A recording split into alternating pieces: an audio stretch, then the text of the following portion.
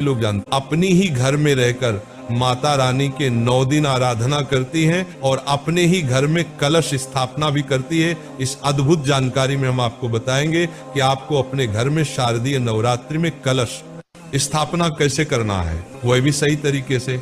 देखिए महाराज, इस बार शारदीय नवरात्रि 22 सितंबर 2025 से शुरू हो रही है और 1 अक्टूबर 2025 के दिन तक चलने वाली है। आप सभी को कलश स्थापना 22 सितंबर 2025 सोमवार के दिन ही करना है और इस दिन कलश स्थापना का शुभ मुहूर्त सुबह 6:09 से सुबह 8:06 के बीच का रहेगा। कलश स्थापना करने के लिए सबसे पहले आप अपने ही घर में एक चौकी लगा लें, उसके ऊपर लाल कपड़ा बिछा लें और कोई माता रानी की फोटो या तस्वीर चौकी पर विराजमान कर ले। माता रानी के सीधे हाथ की तरफ आपको कलश स्थापना करनी है।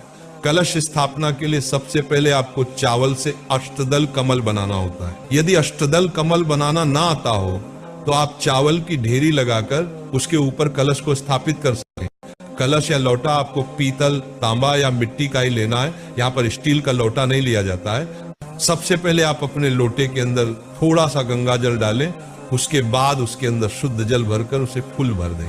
अब आप इस कलश को सबसे पहले कलावा बांधे और इसके ऊपर एक स्वास्तिक भी बना दें और इस लोटे के अंदर अब आप रौली डालें, एक हल्दी की गांठ डालें, एक दूर्वा डालें और आम के 9 पत्ते लेकर कलश के ऊपर सजा दें। अब आपके पास अगर कुसा है तो वही भी कलश के अंदर डालें या 2 चावल के दाने आप इसकी जगह पर डाल सकते हैं। इसके बाद एक सुपारी भी डालें और पंचरत्न भी डालें। ये पंचरत्न आपको पूजन वाली दुकान पर 10 में मिल जाएगा। अभी 1 रुपए का सिक्का भी डाल दें और एक कटोरी लेकर उसमें गेहूं या चावल भरकर उस कटोरी को इस कलश के ऊपर रख दें।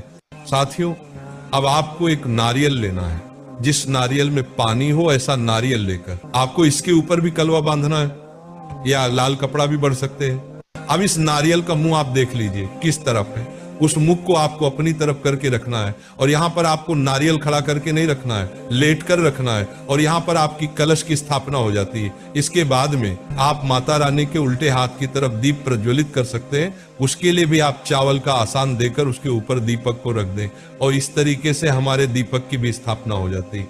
अब जो भी लोग नवरात्रि के 9 दिन व्रत रखते हो चाहे ना रखते हो, आप इस तरीके से माता की स्थापना करके रोज उनकी सुबह शाम पूजन कर सकते हैं और माता का आशीर्वाद प्राप्त कर सकते हैं।